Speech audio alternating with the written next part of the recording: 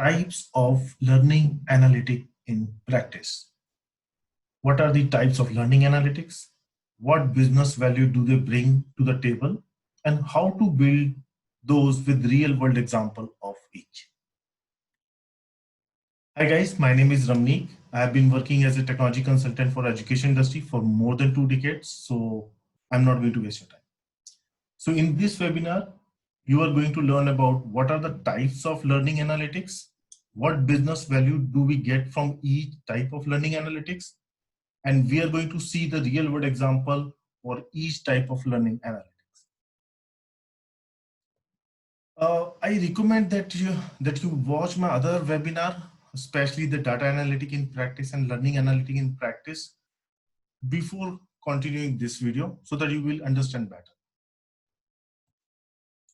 Okay, so types of learning analytics. So there are 5 types of learning analytics: descriptive, diagnostic, predictive, prescriptive, and cognitive. So descriptive tell us what happened. Example of descriptive is like learner activity report, where we can see what happened in the past. The next one is diagnostic. This tell us why did it happen. Example could be why student got low score in last week test. The next one is predictive. Predictive tell us what is going to happen. Example of predictive, like, which students are going to fail in the final exam. The next one is prescriptive. This tells us what should be done to achieve a goal for a learner.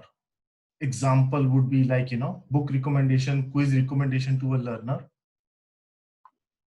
The final level is called cognitive learning. This tells us what should be done to achieve a higher level goals, like, program level and so on. And example could be what action learner should take next to move towards achieving those goals.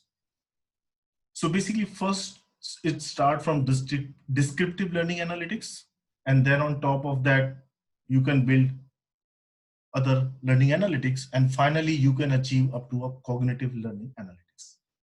So we will see examples of all of these, as we move forward. So let's first understand, why do we need learning analytics? Okay, so from a business perspective, we can provide a descriptive kind of report where where instructor can see what is happening in their class, and they can take corrective action. Yeah, it delivers some business value, but if we build completely autonomous kind of system, where we said, hey, these are the goals, and let the system drive all the learners to achieve those goals and to ensure that learners are achieving those goals. If we have that can deliver the highest business value as compared to just descriptive. So let's understand a little more. So in descriptive, analysis is provided to a user, but decisions and finding meaning are completely user driven. In diagnostic, we are providing correlation patterns between various variables, but again, decisions are completely user driven. In kind of predictive, we are providing the recommendation to a user, but taking those recommendation or ignoring those recommendation are still human driven.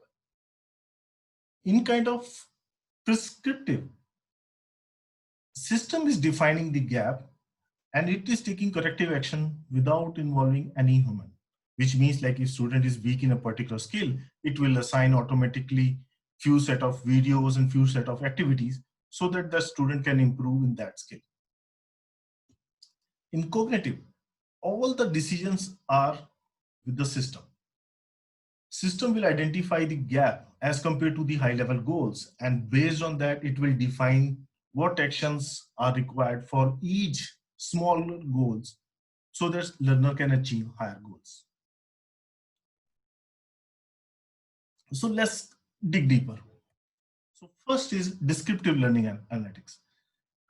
This tells us what happened. For example, what was learners or class progress during last week? How many activities learner completed in last few weeks? How much time was spent by learner in reading ebooks? Or how many survey completed by learners? To answer these kind of questions, we can build business intelligence dashboard and reports to analyze learner data. Let's see one example.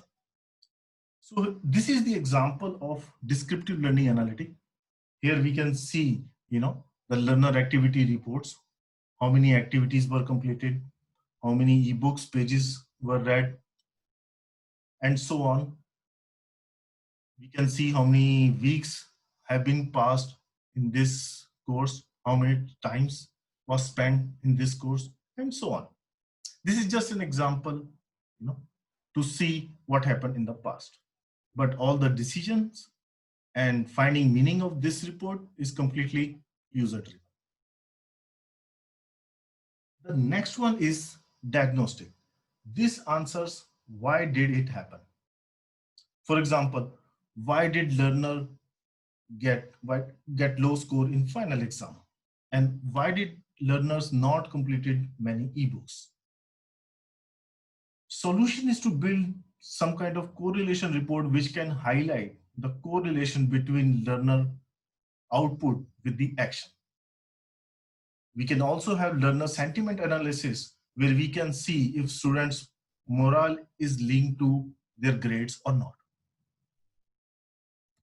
Let's see one example. In this example, we are seeing a correlation between ebook completed and the final grades.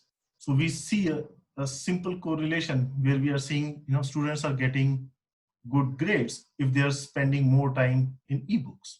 This is just one of the example.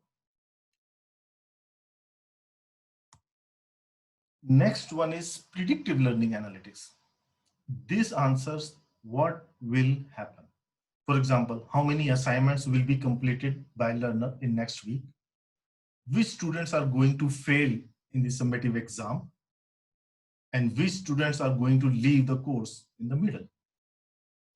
And solution is to build predictive learning reports using machine learning kind of models. So let's see one example. So in this example, we are seeing that, we have built a machine learning model. In this particular case, we have used like Amazon machine learning.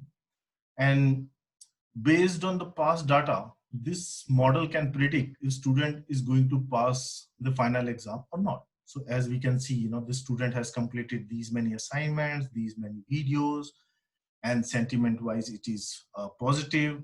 So all of these calculations went into this prediction model, and based on that, it is predicting the 99% confidence that this student is going to pass the final exam. And this is a typical example of binary classification, which is just yes or no. Let's take one more example. Here we have different student, and here we have a different set of data. And here we are seeing that this student, the sentiment of the student is negative, and he is not spending much time on other, activities, and he has completed less number of assignments and videos. So in this case, we are seeing the prediction is very low.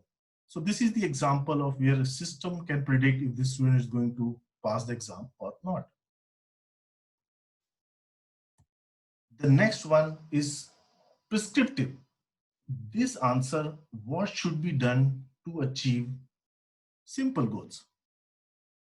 Like what action learner should do to achieve skill level goals, which books should learner read next, which quizzes should learner do next, and what kind of learning content learner should do next to achieve certain mastery on skills.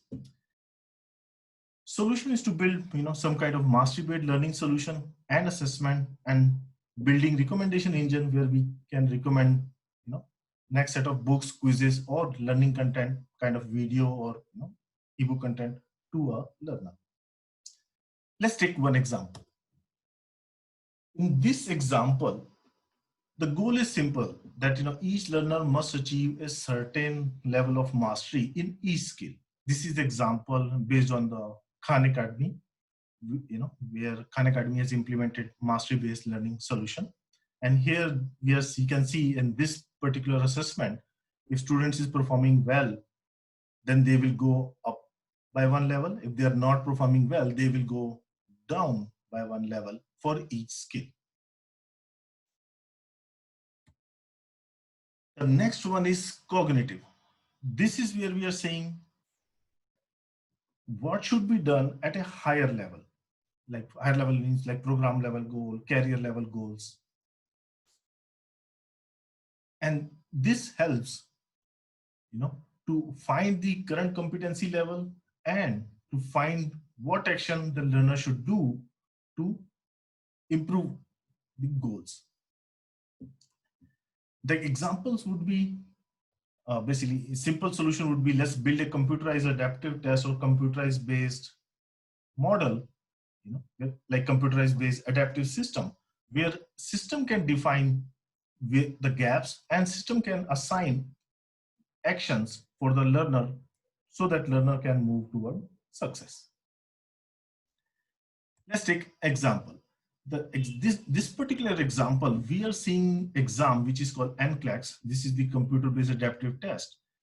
It is completely AI driven and it is based on item response theory. So here, system is verifying the competency level of a learner, if it is on desired level or not, so that it can be a qualified nurse. So in cognitive, all the systems are completely autonomous. There is no dependency on humans to make any kind of decision.